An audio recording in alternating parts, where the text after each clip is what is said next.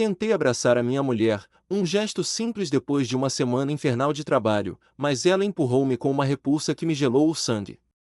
Olhou-me nos olhos e disse que eu não tinha merecido aquele toque. Aquelas palavras não foram apenas uma rejeição, foram o som de 17 anos de casamento a estilhaçarem-se no chão da cozinha.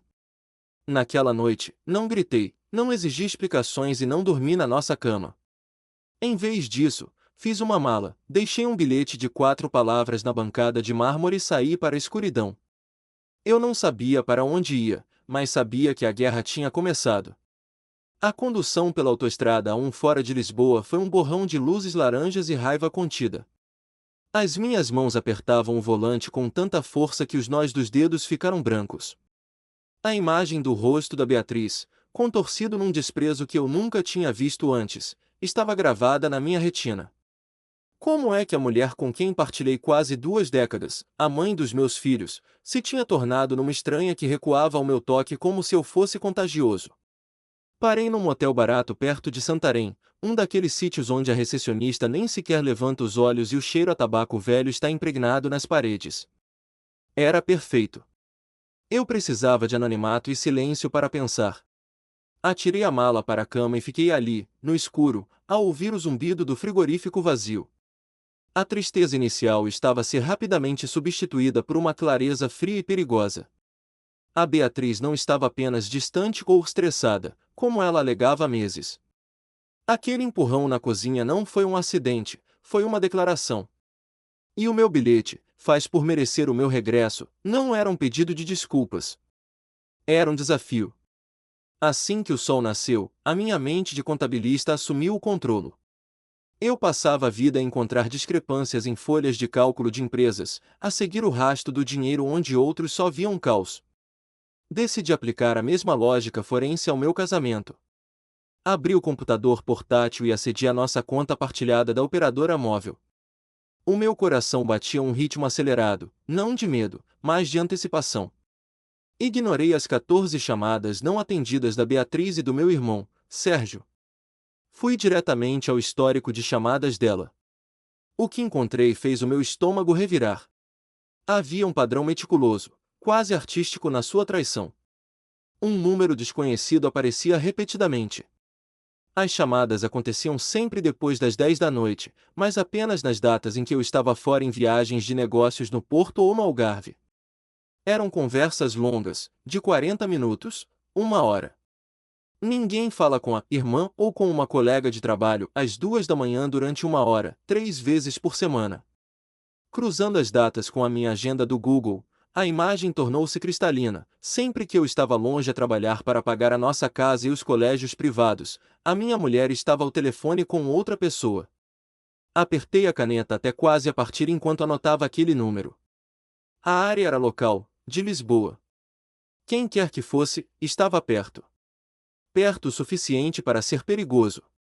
O meu telemóvel vibrou novamente. Era o Sérgio. Desta vez, decidi atender. A voz dele estava tensa, carregada de uma urgência que raramente demonstrava. Ele disse-me que a Beatriz lhe tinha ligado a chorar, a fazer-se de vítima, alegando que eu tinha abandonado a família à meio da noite sem explicação. A audácia dela em manipular a narrativa tão rapidamente fez-me rir. Um som seco e sem humor cortei o discurso dele e expliquei exatamente o que tinha acontecido na cozinha. O desprezo. A frase sobre merecer. O silêncio do outro lado da linha foi pesado. O Sérgio, que sempre defendeu a união familiar acima de tudo, hesitou. Quando finalmente falou, a sua voz baixou um tom, como se tivesse medo de ser ouvido. Ele confessou que havia algo que precisava de me contar, algo que tinha guardado para não causar problemas sem ter a certeza. Ele contou-me que, no mês passado, tinha visto a Beatriz num restaurante italiano discreto no Chiado. Ela não estava sozinha. Estava com um homem. O Sérgio descreveu-o com detalhes que me deram náuseas: alto, bem vestido, fato caro. Cabelo grisalho nas têmporas. Parecia ter dinheiro. O meu irmão disse que tentou convencer-se de que era uma reunião de trabalho, mas a linguagem corporal deles dizia o contrário. A forma como ele se inclinava para ela, a maneira como ela ria e tocava na mão dele sobre a mesa, aquilo não era profissional. Era íntimo. Senti uma onda de calor subir-me pelo pescoço. O meu próprio irmão tinha visto os sinais e calou-se, na esperança de estar errado. Agradeci-lhe a honestidade tardia e desliguei. Fiquei a olhar para o papel com um número de telefone anotado. A peça do puzzle encaixava perfeitamente. As chamadas noturnas, a frieza repentina, o homem de fato caro no chiado. A Beatriz não estava apenas infeliz, ela estava a viver uma vida dupla. E estava a fazê-lo com um nível de arrogância que sugeria que ela me via não como um marido, mas como um recurso financeiro conveniente, um obstáculo tolo que ela podia gerir com desprezo. Levantei-me da cama do motel, sentindo-me estranhamente energizado. A tristeza tinha evaporado, deixando no seu lugar um objetivo singular. Eu não ia voltar para casa para implorar afeto. Eu não ia pedir explicações que seriam apenas mentiras ensaiadas. Peguei na minha carteira e tirei uma foto antiga da Beatriz. Amanhã, eu não iria para o escritório. Iria procurar o melhor investigador privado de Lisboa. Se ela queria jogar o jogo do merecimento, eu iria mostrar-lhe exatamente o que ela tinha comprado com a sua traição. A Beatriz achava que tinha o controlo, mas ela tinha acabado de despertar o homem que iria desmantelar a sua vida, peça por peça. A caça à verdade tinha começado. Passei as primeiras horas da manhã seguinte dentro do carro, a observar um edifício discreto na Avenida da República. Não havia grandes letreiros nem neons a piscar, apenas uma placa de latão polido ao lado da porta com a inscrição Investigações Privadas End Associados. Eu tinha pesquisado a agência durante a noite. As críticas online eram poucas, mas consistentes, discretos, impiedosos e caros. Exatamente o que eu precisava. O homem que me recebeu, Vitor Duarte, tinha o ar cansado de quem já viu demasiados casamentos desfeitos. Ele não me ofereceu café nem condolências, apenas pediu o número de telefone, a matrícula do carro da Beatriz e uma lista dos eventos recentes em que ela tinha estado sem mim. Enquanto eu falava, ele tomava notas num bloco amarelo com uma caligrafia minúscula e precisa. Quando lhe entreguei a fotografia da minha mulher, ele estudou-a por um momento, acenou com a cabeça e disse que teria um relatório preliminar em 3 dias. Saí dali com a sensação estranha de ter acabado de assinar um contrato para a destruição da minha própria vida, mas não havia volta a dar. Para manter as aparências com os meus filhos, enviei uma mensagem curta ao meu filho mais velho, o Tiago, de 16 anos. Disse-lhe que estava tudo bem, que precisava de resolver uns assuntos de trabalho fora da cidade e que ligaria em breve. A resposta dele foi um simples ok, mas aquele monossílabo pesava toneladas. O Tiago sempre foi perspicaz, talvez até demais para a idade dele. Ele sabia que algo estava errado, tal como eu sabia que a mentira da viagem de trabalho não duraria muito. Mudei de motel, aproximando-me mais do centro, mas mantendo a distância de segurança da nossa casa em Cascais.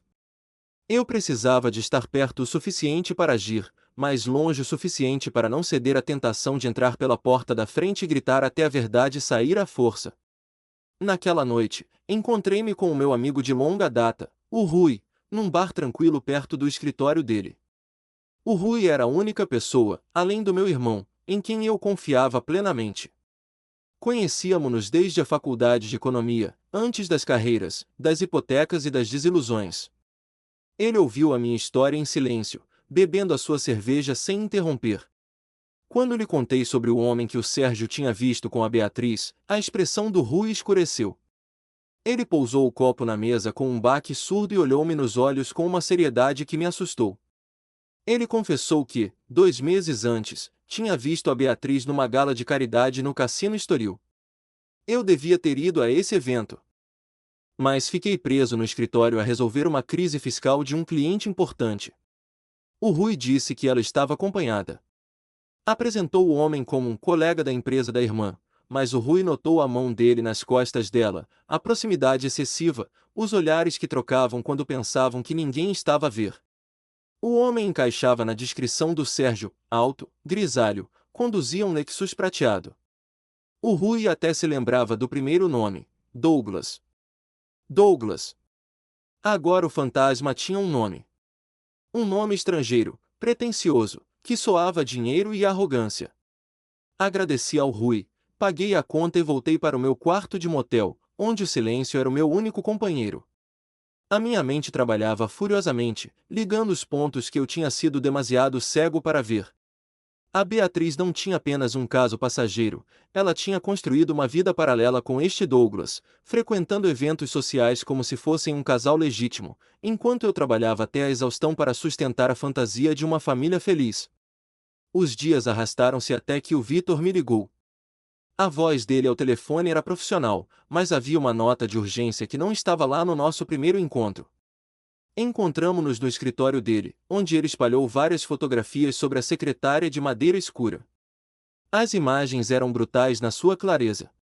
A Beatriz e o Douglas a entrarem num hotel de luxo em Sintra, a almoçarem de mãos dadas numa esplanada em Belém, a beijarem-se dentro do carro dele. Mas o Vitor tinha descoberto muito mais do que apenas uma infidelidade. Ele empurrou uma pasta azul na minha direção. Douglas Kemp, 46 anos, sócio sênior numa firma de advogados especializada em fusões e aquisições. Divorciado 2 vezes, conhecido nos círculos legais de Lisboa não só pela sua competência, mas pela sua predação. O Vitor explicou que aquele homem tinha um histórico de se envolver com mulheres casadas, esposas de homens ocupados e bem-sucedidos, usando o seu charme e estatuto para as manipular. Mas o verdadeiro golpe veio a seguir. O Vitor tinha investigado as finanças da minha família, algo que eu, como contabilista, deveria ter feito há muito tempo se não estivesse tão focado nos meus clientes. Havia uma segunda hipoteca sobre a nossa casa, feita há 8 meses, no valor de 180 mil euros. A assinatura nos documentos era minha, mas eu nunca tinha assinado nada daquilo. O dinheiro tinha sido transferido para uma conta privada em nome de solteira da Beatriz. E havia mais. Os fundos universitários das crianças, que eu andava a alimentar religiosamente há anos, estavam vazios. O saldo do fundo do Tiago era de 12 euros. O da minha filha mais nova, a Clara, 37. Quase 100 mil euros, o futuro dos meus filhos, tinham desaparecido. Senti o mundo a girar. A traição emocional era uma facada no coração, mas a traição financeira era um tiro na cabeça. A Beatriz não estava apenas a dormir com outro homem, ela estava a roubar-me. Estava a roubar os nossos filhos. Aquele dinheiro não era para o Douglas, que era rico. Era para ela. Ela estava a construir um fundo de fuga, uma almofada de segurança financiada pelo meu suor, para quando decidisse finalmente deixar-me. A frieza do plano era aterradora. Ela tinha falsificado a minha assinatura, hipotecado nosso lar e pilhado as poupanças da educação dos miúdos, tudo enquanto sorria à mesa do jantar e me perguntava como tinha corrido o meu dia. A raiva que senti naquele momento não foi quente nem explosiva. Foi gélida, absoluta. Liguei imediatamente ao meu advogado, o Carlos, um homem que eu sabia ser implacável em tribunal. Dei-lhe instruções claras, queria tudo. Os registros bancários, as provas da falsificação, as fotos da traição. Mas antes de avançar legalmente, eu precisava de confrontar a única pessoa que poderia ter as respostas que faltavam, a irmã da Beatriz, a Denise. Fui até ao apartamento dela na zona oriental da cidade. A Denise abriu a porta com um ar de choque genuíno, recuando ao ver a minha expressão. Não perdi tempo com cortesias. Entrei e disse-lhe que sabia de tudo. Sabia do Douglas, sabia do dinheiro, sabia das mentiras. A Denise tentou negar, gaguejando desculpas esfarrapadas. Mas quando mencionei os registros telefônicos e as fotos, ela desmoronou-se no sofá. Foi então que ela me disse a frase que mudaria a minha vida para sempre. Entre soluços, confessou que aquilo durava há 10 anos. 10 anos. Não meses, não um ano. Uma década inteira. A minha mente recuou no tempo, fazendo as contas com uma precisão dolorosa. O Tiago tinha 16 anos. Se o caso tinha começado há 10 anos, o Tiago tinha 6. A Clara tinha apenas 3. Perguntei a Denise, com a voz a tremer, se havia mais alguma coisa que eu precisasse de saber. Ela desviou o olhar, incapaz de me encarar. Pressionei a minha voz subindo de tom pela primeira vez. Ela sussurrou que, há 5 anos, numa festa de aniversário onde a Beatriz tinha bebido demais, a minha mulher lhe tinha confessado um segredo. Ela disse que havia uma possibilidade, uma dúvida matemática, sobre a paternidade do Tiago. Ela e o Douglas tinham tido um envolvimento breve antes de eu e a Beatriz nos casarmos, e tinham reacendido a chama anos depois. Mas havia uma sobreposição de datas. Saí do apartamento da Denise como um zumbi. Entrei no carro e fiquei parado, a olhar para o volante, incapaz de processar a magnitude do que acabará de ouvir. 10 anos de mentiras financeiras e emocionais eram devastadores, mas a dúvida sobre o meu filho? Isso era nuclear. O Tiago, o rapaz que eu ensinei a andar de bicicleta, que eu ajudei com os trabalhos de casa de matemática, que tinha o meu sorriso, poderia não ser meu? A Beatriz tinha recusado fazer um teste na altura, preferindo viver na ignorância e deixar-me criar uma criança que podia ser fruto de outro homem. Naquele momento, a minha prioridade mudou. O dinheiro podia ser recuperado. O casamento estava morto e enterrado. Mas a verdade sobre o meu filho era a única coisa que importava. Peguei no telemóvel e procurei clínicas de testes de ADN urgentes. Precisava de uma amostra do Tiago. E precisava de saber a verdade, custasse o que custasse. Conseguir uma amostra do ADN do Tiago revelou-se mais fácil do que eu imaginava. Liguei-lhe e convidei-o para almoçar, apenas nós os dois. Ele aceitou de imediato, claramente aliviado por finalmente ter notícias minhas depois de uma semana de silêncio forçado. Encontramo-nos num restaurante pequeno perto da escola dele. O Tiago parecia cansado, com olheiras que não eram normais num rapaz da idade dele. O sorriso que costumava iluminar o rosto dele estava ausente, substituído por uma preocupação que me apertou o coração. Ele perguntou-me diretamente o que estava a acontecer, por que é que eu tinha saído de casa, por que é que a mãe dele andava nervosa e recusava-se a dar explicações. Eu disse-lhe que era assunto entre adultos, problemas entre mim e a mãe dele que não tinham nada a ver com o amor que eu sentia por ele e pela Clara. Passamos uma hora a falar sobre a escola, sobre os planos dele para a universidade, sobre a rapariga nova que andava a namorar.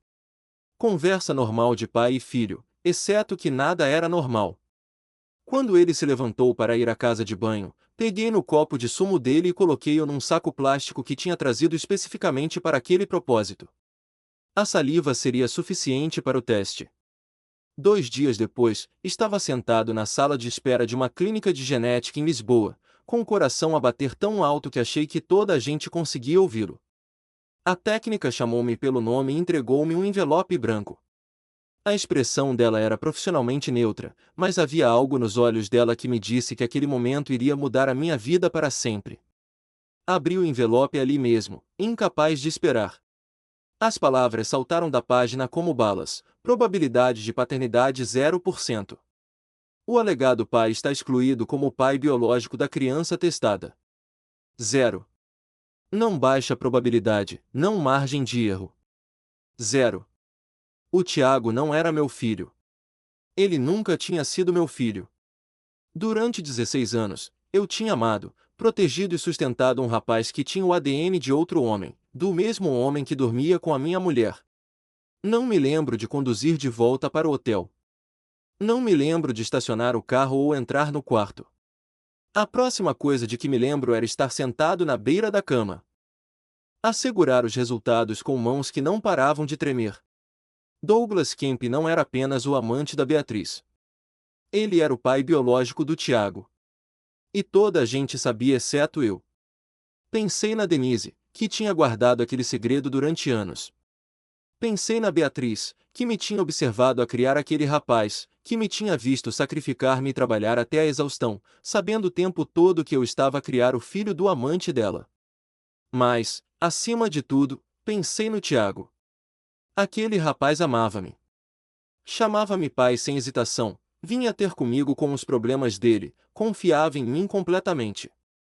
E nada daquilo era culpa dele. Ele era tão vítima nesta situação como eu. Tomei uma decisão naquele quarto de hotel. O Tiago seria sempre meu filho em todas as formas que importavam. A biologia não faz um pai. Aparecer todos os dias faz. E eu tinha aparecido todos os dias durante 16 anos. Mas a Beatriz ia pagar por isto. Não com raiva, não com gritos, mas com consequências. Consequências legais, financeiras e sociais que a seguiriam pelo resto da vida. Peguei no telefone e liguei ao meu advogado, o Carlos. Era a altura de iniciar o processo de divórcio. 2 semanas depois, a Beatriz ligou-me. Não para se desculpar, não para explicar, mas para propor terapia de casal. A voz dela estava doce, quase suplicante, um tom que eu não ouvia há anos. Ela já tinha marcado uma consulta com uma terapeuta chamada doutora Viviana Carmo, que vinha altamente recomendada. Implorou-me que desse uma oportunidade, pelos filhos, se não por nós. Contra o meu melhor julgamento, aceitei. Não porque acreditasse em reconciliação, mas porque queria ver que jogo ela estava a jogar. O meu advogado tinha me aconselhado a evitar confrontos diretos até os papéis do divórcio estarem prontos. Aquilo parecia um meio-termo seguro. O consultório da terapeuta ficava num edifício elegante na Avenida da Liberdade.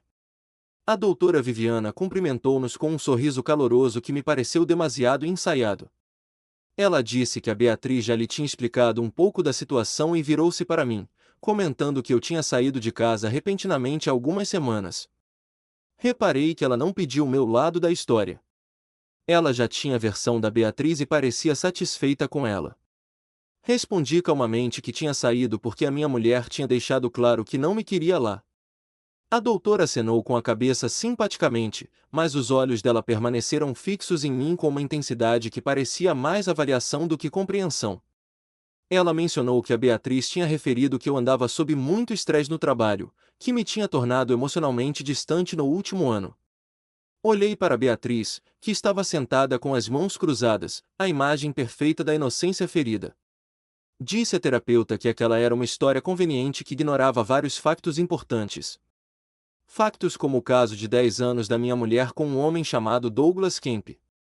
Factos como os quase 200 mil euros roubados através de uma hipoteca fraudulenta e do esvaziamento dos fundos universitários dos nossos filhos. Factos como a possibilidade de o nosso filho Tiago não ser biologicamente meu. O silêncio no consultório foi absoluto. A cara da Beatriz ficou branca. A compostura profissional da doutora Viviana vacilou por um momento antes de se recompor. Ela disse, cuidadosamente, que aquelas eram acusações muito sérias e perguntou a Beatriz se ela queria responder. Os olhos da Beatriz oscilaram entre mim e a terapeuta. Eu conseguia vê-la calcular, a tentar perceber quanto é que eu realmente sabia. Finalmente, ela disse que eu estava a ter algum tipo de colapso nervoso, que era exatamente o que ela tinha receado.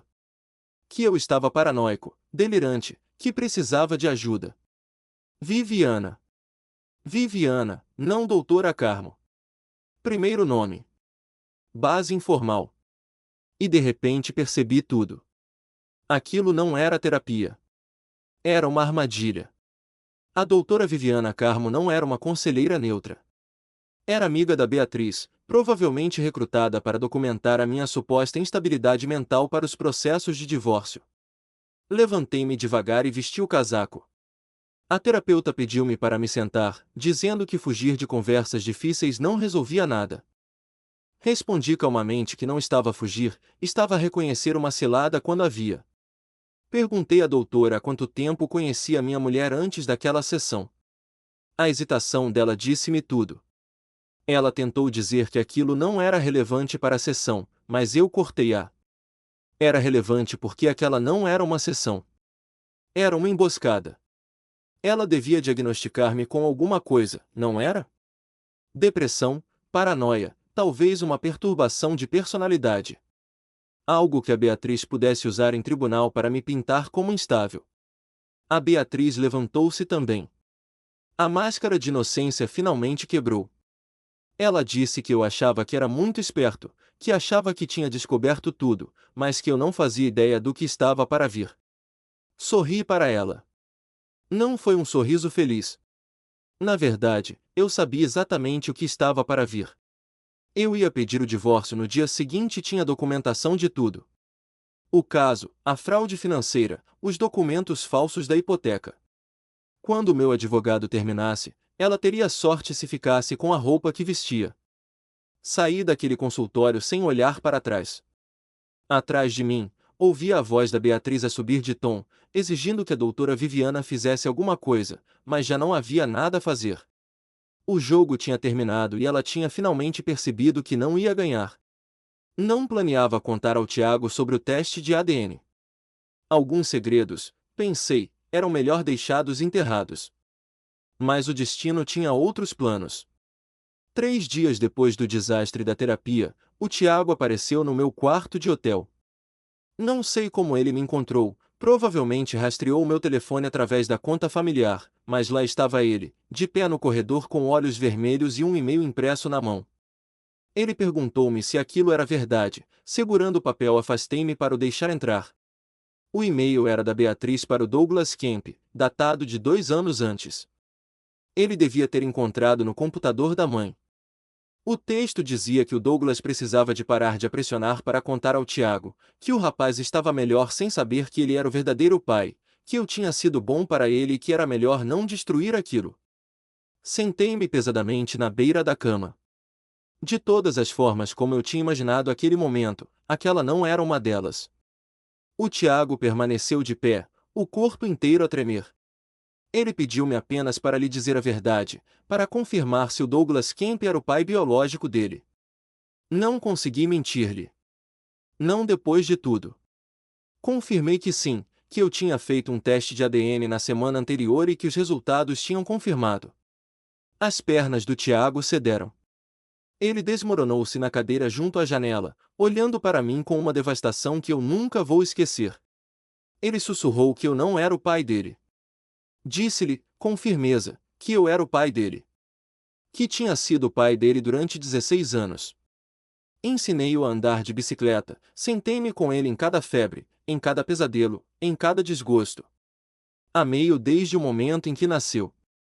Um pedaço de papel não mudava nada daquilo. A biologia era apenas genética. Não era amor, não era sacrifício, não era aparecer todos os dias. O Douglas Kemp forneceu algum ADN. Eu forneci todo o resto. Então pedi-lhe que me dissesse quem era o verdadeiro pai dele. Os dias que se seguiram ao teste de paternidade foram uma névoa. O meu advogado, o Carlos, trabalhava como um maestro, orquestrando a entrega dos papéis do divórcio com a precisão de um cirurgião. Decidimos apanhar a Beatriz de surpresa, no trabalho.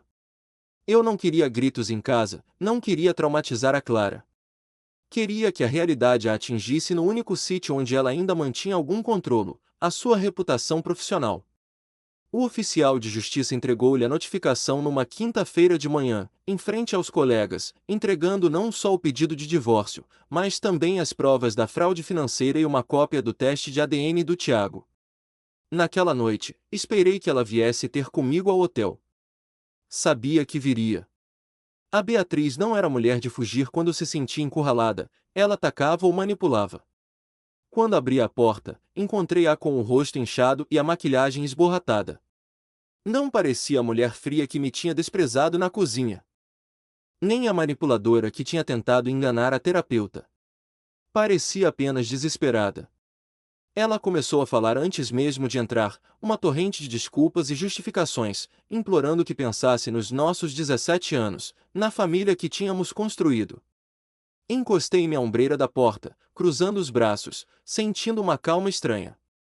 Perguntei-lhe se ela tinha pensado nos 17 anos quando dormia com o Douglas Kemp. Se tinha pensado na família quando roubou o dinheiro da faculdade dos filhos para financiar a sua fuga. A menção do nome do Douglas fê-la calar-se. Ela tentou negar, mas os olhos dela traíram-na. O medo estava lá, cru e visível. Disse-lhe que sabia de tudo. Os 10 anos. O dinheiro. O Tiago. Quando mencionei o nosso filho, ela desabou. Caiu de joelhos no corredor do hotel, soluçando que o Tiago não tinha culpa, que ele não sabia de nada.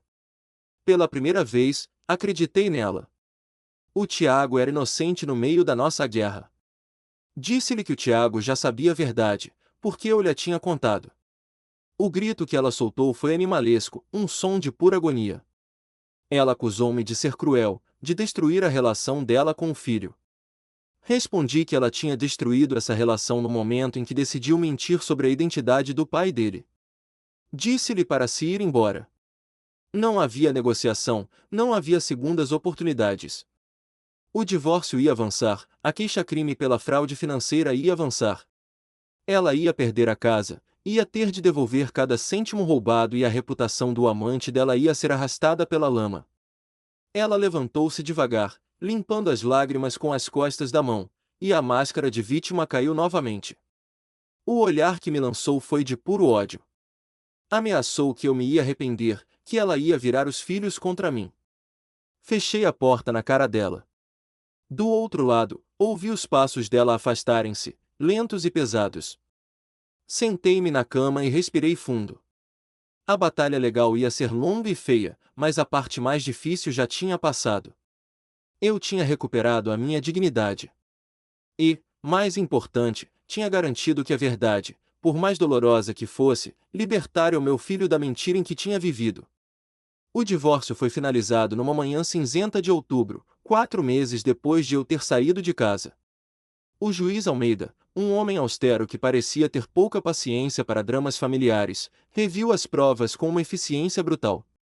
Eu recebi a custódia principal da Clara, uma vez que a Beatriz não tinha condições financeiras ou emocionais para cuidar dela tempo inteiro, e a custódia partilhada do Tiago, a pedido expresso dele. A Beatriz foi condenada a devolver os fundos universitários roubados a partir da sua parte nas partilhas da casa, o que a deixou praticamente sem nada. A ironia era palpável. Ela tinha roubado para garantir o seu futuro, e esse roubo tinha lhe custado exatamente isso. Douglas Kemp não teve um destino melhor. O meu advogado, numa jogada de mestre, enviou provas da sua conduta antiética, especificamente a falsificação de documentos financeiros, para a Ordem dos Advogados. Não foi expulso, mas foi convidado a reformar-se antecipadamente para evitar um escândalo público. A firma dele queria distância, e a reputação de predador que ele cultivava tornou-se subitamente tóxica. A Beatriz foi morar com a irmã, a Denise. A última coisa que soube foi que o Douglas tinha terminado a relação com ela. Aparentemente, o encanto de uma vida secreta desaparece quando as luzes se acendem e a conta chega. Ele não queria uma parceira com problemas legais e sem dinheiro, ele queria a emoção do proibido. O Tiago formou-se no secundário naquela primavera. Fui vê-lo receber o diploma, sentado na plateia ao lado da Clara. Quando ele atravessou o palco, não viu o ADN de outro homem, viu o rapaz que eu tinha embalado quando tinha cólicas, o adolescente que eu tinha ensinado a conduzir, o jovem homem que tinha escolhido a verdade em vez da mentira. Depois da cerimônia, ele veio ter comigo, ignorando a mãe que estava lá atrás, encostada a uma coluna, sozinha. Abraçou-me com força e sussurrou um obrigado, pai. Aquele pai valeu mais do que qualquer vitória em tribunal. Eu tinha perdido o casamento, tinha perdido metade do meu patrimônio. Mas tinha ganho algo inestimável, a certeza de que a paternidade é um ato de vontade, não de biologia. Comecei a namorar novamente 6 meses depois. Nada sério, apenas cafés com uma mulher chamada Ruth, que também tinha as suas cicatrizes. Mas numa noite, sentado na varanda da minha nova casa, a ver o pôr do sol sobre o Tejo, pensei naquela noite na cozinha. A noite em que a Beatriz me empurrou e perguntou se eu achava que tinha merecido o seu afeto. A verdade é que passei 17 anos a tentar comprar algo que deveria ter sido gratuito. O amor não é uma transação comercial. O respeito não se paga com horas extra no escritório. O meu erro não foi ter sido um mau marido, foi ter aceitado ser tratado como um caixa multibanco emocional. Eu tinha escrito faz por merecer o meu regresso naquele bilhete, mas percebi finalmente que não queria que ela merecesse nada. Eu queria ser livre. E agora, olhando para o horizonte, percebi que a liberdade não era a ausência de compromisso, mas a presença da verdade.